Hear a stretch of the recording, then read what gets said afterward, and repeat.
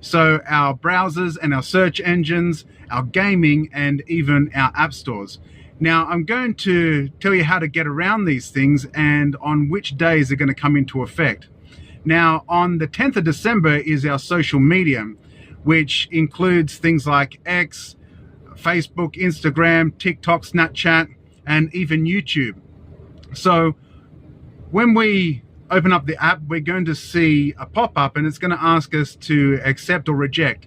Now, I would advise not to do either, but just swipe away the app and then go on to the alternate app, which we're going to need, which is things like Telegram, Signal, and there's even one called Jammy. Jammy doesn't even need a SIM card or a phone number to activate it, unlike Signal and WhatsApp.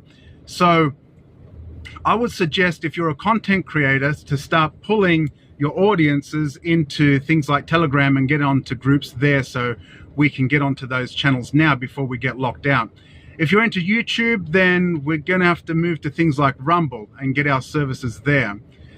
So on the 27th of December, we have our search engines and our browsers. Now, we're going to need these now before we get locked out.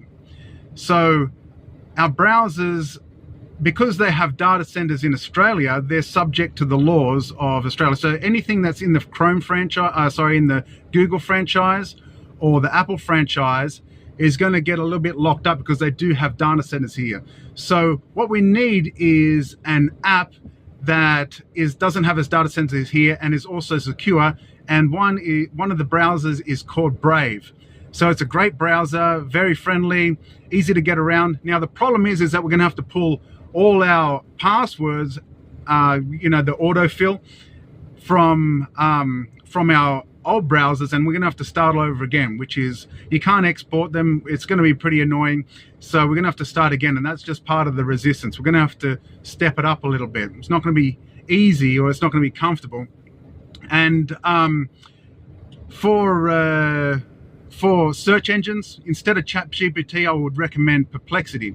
Perplexity is quite intricate on the way that it does its research and its background checks, and it's not floppy and flimsy like ChatGPT, and it's more accurate. So next up, after that, is next year on the 9th of March, 2026. It's coming for app stores and gaming.